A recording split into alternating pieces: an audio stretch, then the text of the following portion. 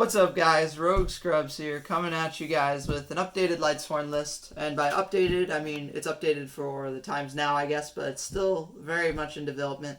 As you can tell, you can notice a lot of these are all in different sleeves. I actually didn't bother to re-sleeve these in different sleeves just because these cards have become more expensive than my car. So as you guys know, since I'm a huge fan of Lightsworns, I picked all the max rarity stuff up a lot when it's a lot cheaper, but now JDs are like $500 and other things like that. So I didn't want to go through and re-sleeve every card. I was actually just going to put it right back in the binder after I was done with this profile. But nevertheless, just to show you guys off the cards and you could see them and, you know, their full beauty to some extent, I figured I'd use them for that. But yeah, I just wanted to let you guys know. I wanted to bring you guys this deck profile because I still love Lightsworns. I obviously, I play them, online in my free time just to try and do some theory and try and figure out how I could try and make them a little bit better. They did get some cool support with the Nemesis cards, but again, not having that snow, of course, is a huge detriment. And, Lightsworns can't really compete necessarily with the big boards that most decks are making right now, at least not as consistently, whereas you used to be able to control the game out with snow, like I mentioned before. But, I figured I'd show you my updated list with the new Nemesis cards, because I did end up picking up those. And, just give you some of my thoughts, and you guys can comment and try and help me, figure out maybe some better ways to play this deck. Nevertheless, we'll get into it. So, I play 2 JDs. 3 is overkill. I have a third ulti. Don't worry about that. That's not the reason I didn't play 3. I played 2 because I didn't want to brick on it. You don't want to open multiples of this card. And right now, know that we don't have Eclipse Wyvern anymore to play this card. We actually have Safe Ferret, though, and Safe Ferret makes it a lot better because Safe Ferret just says you can almost infinitely have this card with the Nemesis cards because the Nemesis will be able to always shuffle back that Safe Ferret. And then you can mill the Safe Ferret banishes itself to add that JD from grave. So you don't actually necessarily need multiple copies of JD. 2 is perfectly fine. You won't need any more. So yeah. From there, I play a standard Lightsworn package, the same we've been doing before. 3 Luminas, 3 Raiden, 3 Wolf, and our 1 copy of Felice. This is the same standard 10 Lightsworn ratio I've played since the beginning. I think that this is probably the best ratio just because you do want to have like at least a certain percentage of your deck to be Lightsworn cards so that the Minerva can technically potentially give you that plus and give you that draw.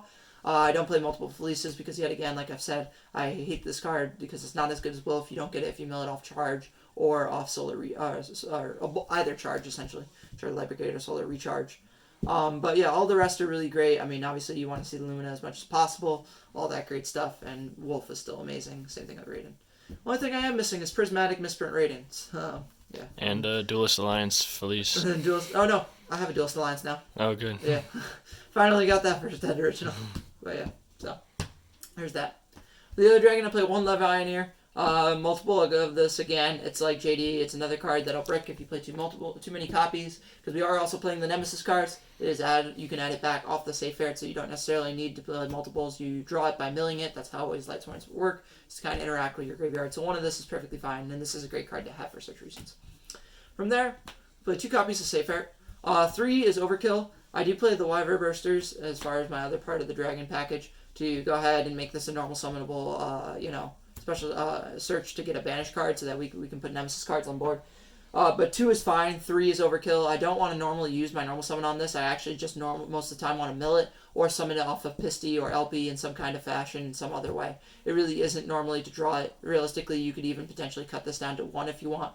I felt 2 was plenty, though, just because that way it gave you a little bit more consistency of possibly seeing it. You're also, for the Dragon Engine, we're missing the Galaxy Spiral Dragon, so you can make like rank 8s easier, just for when you go first. But but this is like more of like a deck that can go second. It's kind of also built to go second. But another reason to not play 3 Safe Ferret is that I found when I was testing it was that 3 Safe Ferret constantly conflicted with your normal summon between it and Raiden, and you just don't want to have hands like that. If you're choosing over Raiden and Lumina in this card, you never want to pick this card. So it's like, it's perfectly fine at 2. Like I said, you can even possibly cut it down to 1. Then for the new additions to the deck, I do play a huge Nemesis Engine package. 3 Flag, this is the Stratos of the deck. By the way, some people forget this. This card doesn't get its search effect. None of them do on their summon. They activate once per turn, so you don't have to special summon them in their way. You could actually just normal summon Flag and go ahead and use its effect to search a Nemesis card. A lot of people seem to forget that. They think I have to summon it by shuffling a banish card. If none of you guys know what the Nemesis cards do, all of them that are the levels 1 through 4, shuffle a banish card from your banish pile into the deck to special summon themselves, and they all have an effect. This one says add 1 Nemesis card from your deck to your hand. So you play 3 of him because he's obviously the best.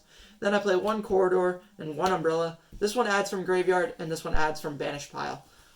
This one's technically it used to be a lot better when Colossus was legal. Obviously, Colossus is no longer legal in the game, so we only play one of it. It is good still for your rank 4 plays and some other things like that, but it's not as amazing as it could have been, especially because you're not always going to have the Nemesis cards banished. They're not normally the primary targets to get banished until you get to the bigger guys. Umbrella is almost better sometimes because you're more likely to mill like a copy of Flag and then add it back and then have the Stratos in hand and search the other guy. Then finally we play the 2 big boss monsters, which is Icatos and Protos. So the way these guys works is you banish 3 monsters of different attribute and then 3 monsters of different type for the other. And let me double check which one's which. Different attributes. So this one banishes attributes to summon himself. So you banish 3 different attributes from grave, special summon him, and this one's 3 different types. Then they have the reverse effect that once per turn they declare a card type. For this one, you have to declare you have to declare a type. This one, you declare an attribute. It's the vice versa, essentially. You can look them up and how it works. But essentially, when you declare this with an attribute, it blows up all monsters on the board with that attribute. Also to note, neither of them can die by card effects, so they can't blow up themselves. But if you do blow up that card of that attribute, or for this one, that type, then your opponent cannot summon cards of that attribute or that type the next turn. So this is kind of the way that Lightsworns kind of function now if you're trying to go first. The idea is to actually put on one of your own monsters and use one of these guys to nuke it, and then that way your opponent can't summon that type or that attribute the next following turn. So for example, if like you're trying to prevent, some sort of like a Salamangreat and you summon this, then you want to try and blow up like a Cybers monster if you can try and get to it, versus you might want to hit a Dark, all that kind of stuff. Obviously, this requires you to kind of blind call, but once you go second with this deck as well, like Charlie was saying, you can go second with this. You get to actually know what your opponent's playing, and it makes these cards so much better. I do believe these cards are more designed to go second, obviously, rather than first. As Charlie was explaining too, I think one of the best ways to go about it is actually just to call water or machine, so that way you can prevent needle fiber, because that's how most combos are starting right now. So if you do go first, that's probably the best you're gonna do. Honestly, probably machine, because Jet Synchron, Oleon, Auroradon, they're all machines. All machines, so that stops that kind of combo potential. But yeah, I do believe these cards are really amazing, and they actually do help the deck a lot. However, yet again, these are more bricks to the deck, especially when you already have JD and Levianeer. So you want to minimize them. You have 3 Flag to search them out of the deck, and even if you mill it, you have Umbrella to get it back, and then you can also banish it and then shuffle it back. There's so many ways to get to them that you don't need more than 1 copy of each, in my opinion. That there's ways to recycle them if they do get milled. They're not lost, essentially. So yeah, so 1 of each. Next up, I do play a small danger package. Tsuchinoko, Jackalope, and Nessie. 1 of each of the best ones. These are just to unclog the hand to get that free monster on board. I don't play Chupacabra. I was playing Chupacabra and Mothman. I don't play them now. Because while the level 4s were great to try and turbo out the Minerva, sometimes they were that chance of negging. And in a deck where you play 3 Wolf, a Felice, and 6 boss monsters, you want to minimize the chances of you missing and taking that risk. You already play so much risk in the deck that you kind of want the guaranteed benefits of these dangers. Next up, I play for tuners.